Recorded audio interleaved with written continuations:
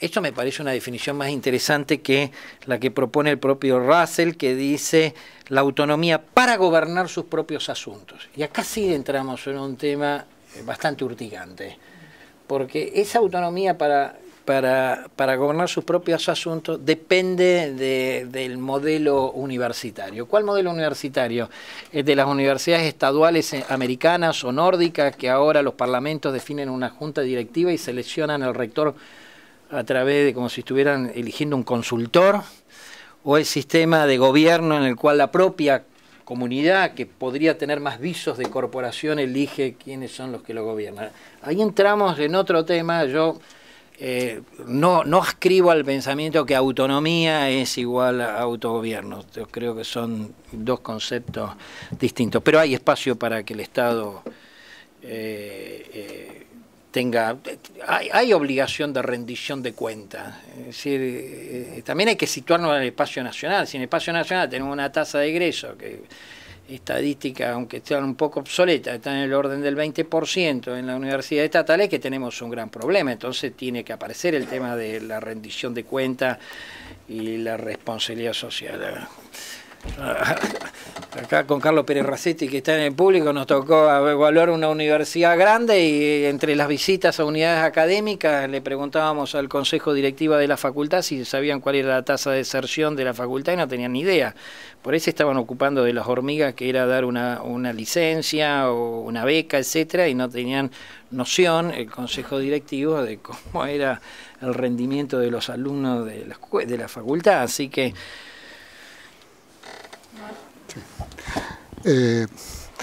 el autor dice en sus comienzos que él tiene un problema, porque él estuvo en las dos partes. Él era universitario y además fue político, y que lo que suele ocurrir es que en esos casos quede mal con los dos.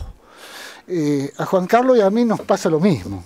Si de alguna manera nosotros hemos estado, o sea, hemos nacido en la universidad, hemos estado en la universidad, hemos estado del otro lado donde hemos tenido que discutir con las universidades. El tema es complejo. Yo creo que vale la pena destacar un poco nuestra situación respecto a los fondos. ¿Por qué? Porque el autor dice con acierto que el problema es que la universidad depende del Estado, porque el Estado pone la plata. Y cuando pone la plata, el que pone la plata quiere el control. En nuestro sistema ha ocurrido un cambio respecto al poner la plata importante entre 1991 y 1992. Hasta el año 1991, como debía ocurrir, el presupuesto de las universidades lo aprobaba el Congreso de la Nación. Pero con una particularidad: aprobaba la suma que correspondía a cada universidad y además aprobaba esa suma, la distribución de esa suma por partida. Eso traía una muy seria limitación a las universidades. Primero, porque era el Estado el que le decía dónde tenía que aplicar más o menos dinero. Otro problema serio era la ejecución de esas sumas, porque si el Estado le ponía una determinada suma a una partida que luego no se ejecutaba o no se ejecutaba en su totalidad, es decir, la universidad no podía cambiar la otra partida y hacer un equilibrio, un reajuste que se debe hacer durante el año. Pero el problema más serio es que le estaba condicionando a la universidad el número de profesores, porque la partida de sueldos era puntos, se llamaban puntos, y le daba tantos puntos que equivalía a tantos profesores.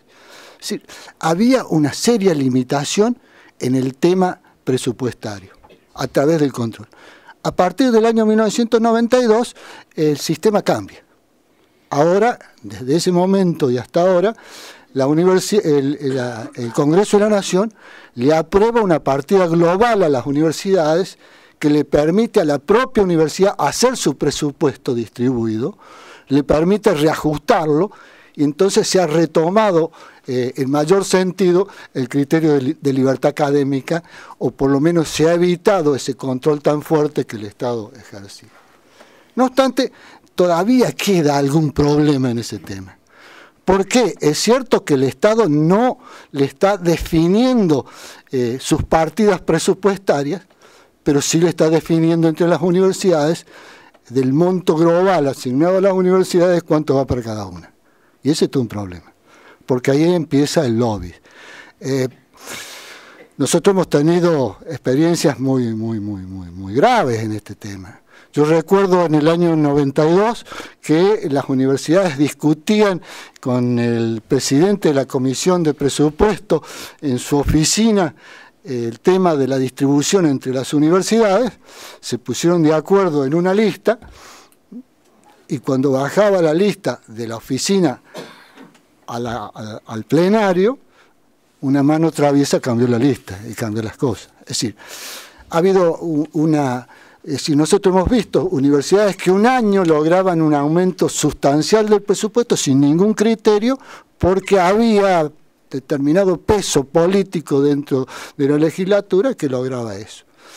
Yo creo que eso de alguna manera, yo no estoy muy al tanto qué está ocurriendo en este momento, pero el CIN, que es el Consejo de Rectores de Universidades Nacionales, discute desde antaño la necesidad de fijar pautas de distribución que permitiera con pautas objetivas decir, bueno, a esta universidad con esta característica le correspondería un tanto por ciento del total del presupuesto. Claro, eso era muy difícil de lograr. ¿Por qué? Porque todos estaban de acuerdo, trabajaban en las pautas y cuando estaban las pautas alguien la miraba y hacía los cálculos de cómo le iba con esas pautas a su universidad. Si le iba bien la apoyaba y si le iba mal la rechazaba. Creo que ahora algo han avanzado en el tema, pero lo mejor sería que el presupuesto se repartiera repitiendo el presupuesto histórico y que lo que se aumentara se repartiera sobre la base de pautas objetivas o de políticas también, porque al Estado le puede interesar realizar determinadas políticas, incentivar determinadas cosas a través de el financiamiento de determinados productos. Me parece que el tema económico estaría de alguna manera solucionado con esta forma de adjudicación del presupuesto, pero todavía queda una gran influencia del Estado. Yo comparto con Juan Carlos el hecho de que el Estado no puede ser absolutamente prescindente.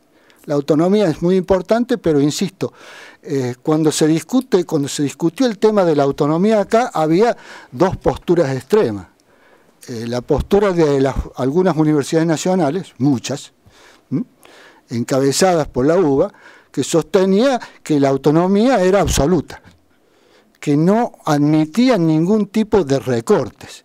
Es más, el doctor Suberó llegó a decir en una reunión del CIN que la autonomía era un principio tan fundamental como el derecho a la vida. Barbaridad total. Nosotros entendemos, como decía en mi otra intervención, que no hay ningún derecho que sea absoluto. Es decir, es necesario regularlo con un criterio.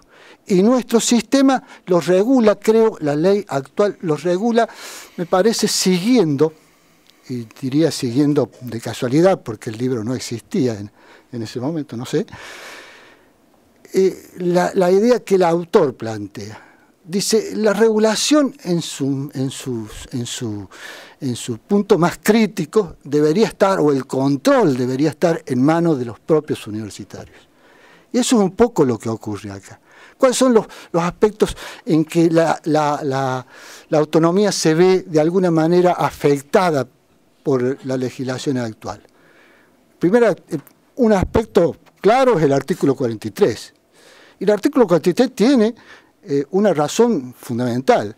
Es decir, yo recuerdo que las ideas planteadas el tema de una nueva ley de educación, la idea era cuál de los dos sistemas que Juan Carlos planteaba íbamos a aceptar.